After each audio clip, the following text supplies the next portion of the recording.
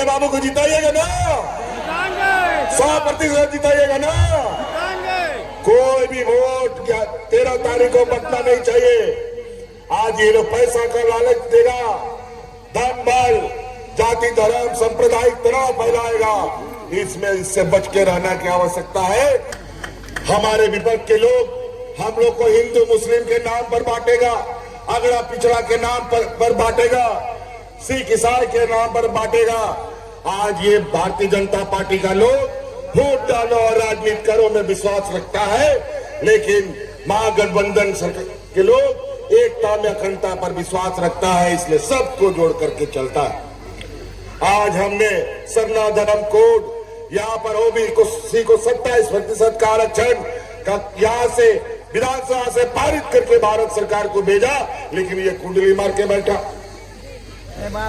आज हमारी इस सरकार में जो हम लोगों ने लकीर खींची है, 20 सालों में भी इन लोगों ने आज तक एक ईंट जोड़ने का काम नहीं किया, बल्कि डबल इंजन की सरकार में यहाँ लोग भूख से मरने लगे थे। इस वजह से साथ और बड़ी खुशी की बात है, अभी हम पूछा आपको ईवीएम मशीन में कितना नंबर में आपका बटन है? 1 नंबर में इनका बटन है। तो निश्चित रूप से आप इंडिया गठबंधन के प्रत्याशी को और अजय बाबू को भारी से भारी मतों से हाथ चाप पर बटन दबाकर इन लोग को विधानसभा भेजिए और अपने गांव देहात और बूढ़े बुजुर्ग महिलाएं नौजवानों का हक अधिकार अपने घर घर लेके जाइए।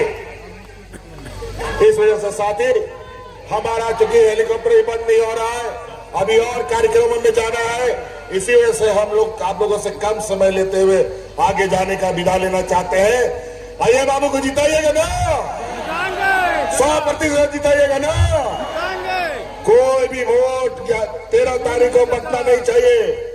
आज ये लोग पैसा का लालच देगा, धन बल, जाति धर्म सांप्रदायिक तनाव फैलाएगा। इससे बच के रहना की आवश्यकता है। और आज तो ये आप कह सकते हैं एक ट्रेलर है जो आपने यहाँ पे देखा, जो लोग आए समर्थन में। इससे बड़ी सभा लोग यहाँ करेंगे और आखिरी में लोगों की इच्छा है कि रोड शो भी करेंगे। मुझे लगता है कि लोग इस चुनाव को इस तरीके से लड़ रहे हैं कि ये चुनाव उनका अपना है। अजय नाथ शाहदेव प्रत्याशी नहीं, ये सारे लोग अपने आप को अजय नाथ शाहदेव और प्रत्याशी के रूप में ले रहे हैं। और मेरा ये सौभाग्य है कि इतने लोगों का प्यार और समर्थन मुझे मिल रहा है।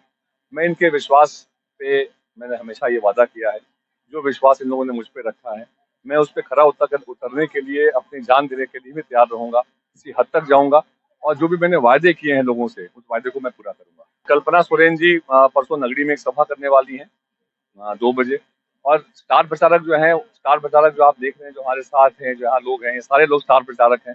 और सही मायने में आप देखेंगे जिस तरीके से अगर आप कभी इनको फॉलो करें, कभी इनको आप अगर अपने मीडिया में दिखाएं अगर, तो आप देखेंगे किस तरह का स्टार पावर हमारी बहनों का, हमारे भाइयों का है।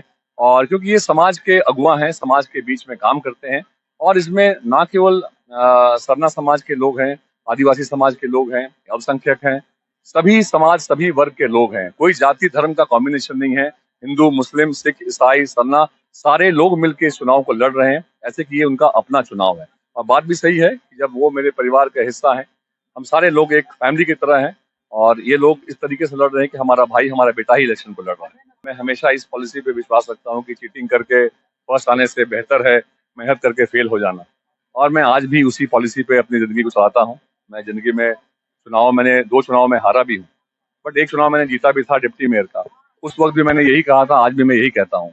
कहीं ना कहीं इस बात का विश्वास लोगों को मेरे ऊपर हो गया है कि ये जो कहता है वो करता है।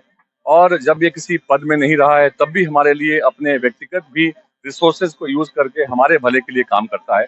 अगर ये किसी पद पर रहता है तो हमारे लिए कुछ कर पाएगा। ये विश्वास बहुत बड़ी बात है, और मैं इनके इस विश्वासों को भी टूटने नहीं दूंगा।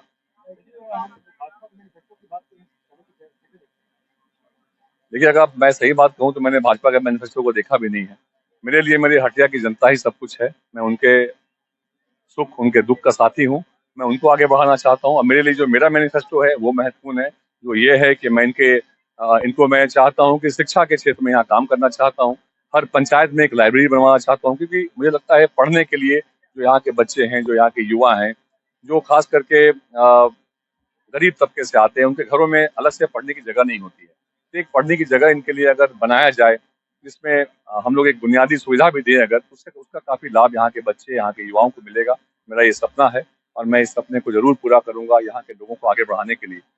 इसके अलावा जो यहाँ के रातू नगरी के क्षेत्र के लोग भी हैं, मैंने देखा है फुटबॉल हो, खेल में भी काफ़ी टैलेंट है इनके पास।